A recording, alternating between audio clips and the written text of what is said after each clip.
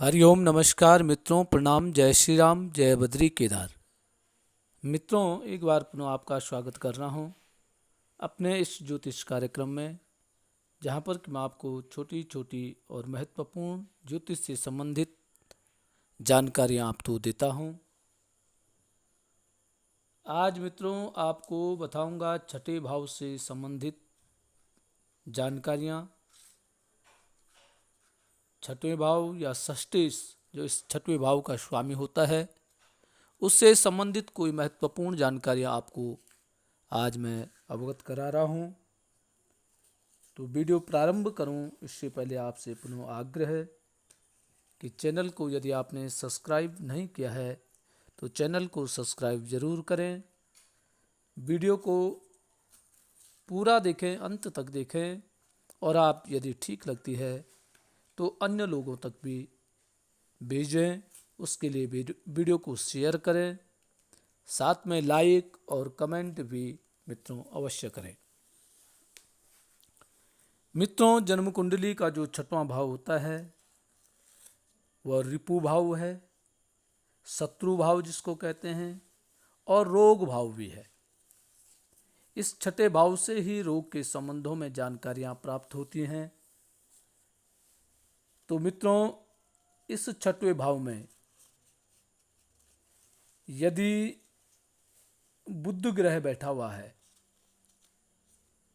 तो बुध ग्रह छठवें भाव में गुप्त रोगों को देने वाला होता है।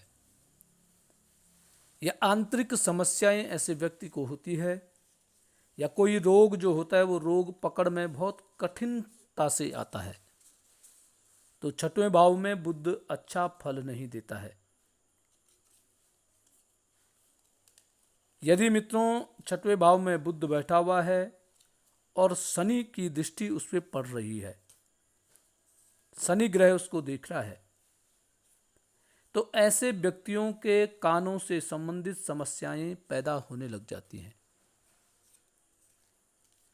ऐसे व्यक्ति की कानों में पीड़ा या कान में किसी न किसी प्रकार की समस्याएं पैदा शनि ग्रह करने लग जाता है, क्योंकि बुध ग्रह पे जो शनि की दृष्टि पड़ती है वह अच्छी नहीं होती है।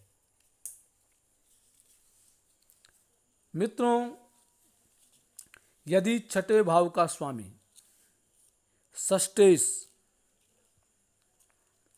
यदि छठवें भाव का स्वामी छठवें भाव में ही बैठा हो या उसकी दृष्टि छठवें भाव पे पड़ रही हो, तो वह ऋणों को समाप्त करने वाला होता है। षष्ठेश छठवें भाव में बैठा हुआ है तो ऐसा व्यक्ति ऋण लेगा, परंतु वो ऋण समाप्त भी जल्दी हो जाता है। मित्रों, यदि षष्ठेश 12वें भाव में बैठा हुआ है, छठवें भाव का स्वामी यदि 12वें भाव में बैठा हुआ है, तो ऐसा जो व्यक्ति होता है, उस ऐसे व्यक्ति के जो विरोधी होते हैं, ऐसे व्यक्ति को जो परेशान करने वाले होते हैं, ऐसे व्यक्ति के जो शत्रु होते हैं, तो छठवें भाव का स्वामी 12वें भाव में जब बैठ जाता है तो अपने विरोधियों को आगे नहीं बढ़ने देता है।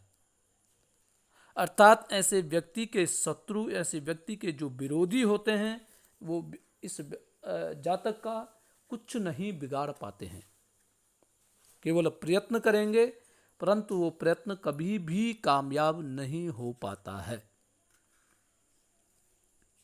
तो छठवें भाव का जो स्वामी 12वें भाव में अच्छा फल देता है, शत्रुओं से बचाता है, शत्रु उसको पीछे नहीं खींच पाते हैं।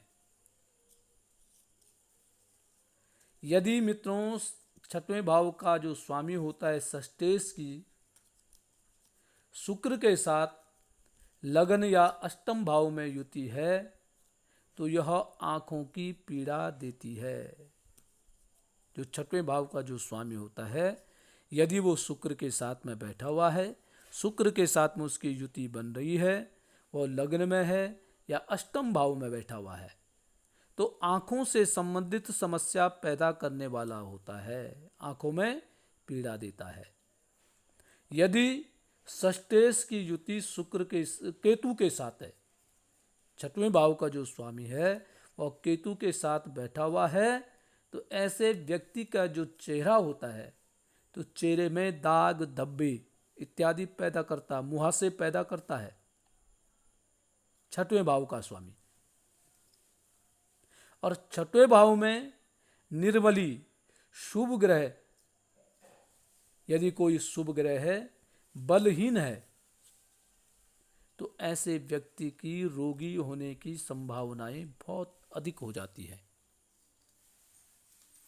मित्रों, छठवें भाव में कोई शुभ ग्रह बैठा हुआ है और बलहीन वो ग्रह है, उस पे पाप ग्रहों की दृष्टि है, तो ऐसे व्यक्ति को छोटी कोई भी तकलीफ होती है तो ऐसे व्यक्ति को बिल्कुल लापरवाह नहीं रहना चाहिए, क्योंकि वह छोटी सी बीमारी बहुत बड़ी बीमारी बन सकती है। इसलिए छठवें भाव में कोई शुभ ग्रह बैठा हुआ है और वो बलहीन यदि है तो ऐसे जातक को कभी भी लापरवाह नहीं होना चाहिए, अन्यथा आपको बहुत ही कठिन समय से गुजरना पड़ सकता है।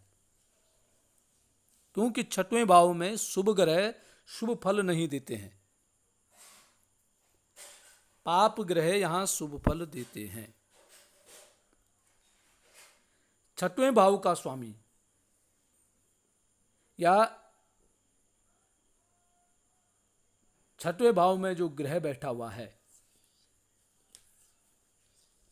वो यदि 12वें भाव से संबंध यदि बना रहा है तो ऐसे व्यक्ति को अपने शत्रुओं पर गहरी नजर होनी चाहिए।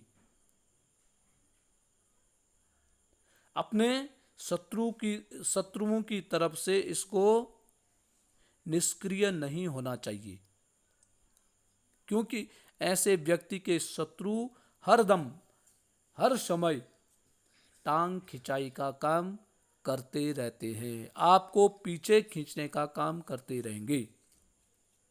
भले वह आपका कुछ बिगाड़ नहीं पाएंगे, परंतु हमेशा आपको मानसिक समस्याएं पैदा करते रहेंगे, मानसिक तनाव देते रहेंगे। इसलिए ऐसे व्यक्ति को अपने शत्रुओं से सतर्क रहने की आवश्यकता होती है।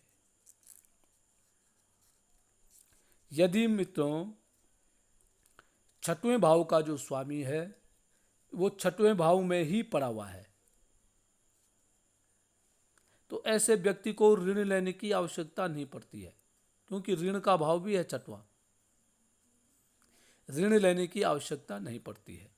यदि पड़ेगी भी, यदि आप किसी भी प्रकार का कर्जा लेते हैं, ऋण लेते हैं, तो आपको बेहिचक लेना चाहिए, क्योंकि आपका ऋण कब समाप्त हो जाए आपको स्वयं भी इसका पता नहीं चल पाएगा। अर्थात षष्ठेश छठवें भाव में बैठ करके या छठवें भाव में दृष्टि पर डाल करके ऋण मुक्त व्यक्ति को कराने का काम करता है। ऐसे व्यक्ति का ऋण शीघ्र ही समाप्त होने लग जाता है। षष्ठेश कोई शुभ ग्रह यदि है और उस पर पाप ग्रह की दृष्टि पड़ रही है, वहां शुभ ग्रह है और पाप ग्रह की दृष्टि पड़ रही है, ऐसे व्यक्ति के शत्रु तो होंगे, शत्रु तो बढ़ेंगे, परंतु शत्रु ऐसे व्यक्ति को नीचे गिराने में कामयाब नहीं हो सकते हैं। जो भी शत्रु आपको गिराने का काम करेगा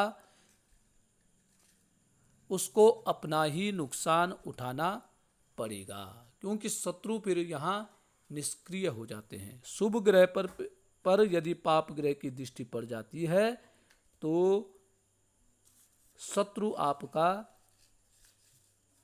निष्क्रिय हो जाता है। परंतु मित्रों, छठवें भाव में शुभ ग्रह जो होता है वह रोगों को बढ़ाने वाला होता है, शत्रुओं को बढ़ाने वाला होता है। और यदि इन शुभ ग्रहों पर शुभ ग्रहों की दृष्टि है तो इनमें थोड़ा सा कमी आने लग जाती है। तो मित्रों, आज के लिए बस इतना ही। कल पुनः किसी नई जानकारी के साथ आपके सामने प्रस्तुत होऊंगा। तब तक के लिए नमस्कार, प्रणाम, जय श्री राम, जय बद्री केदार।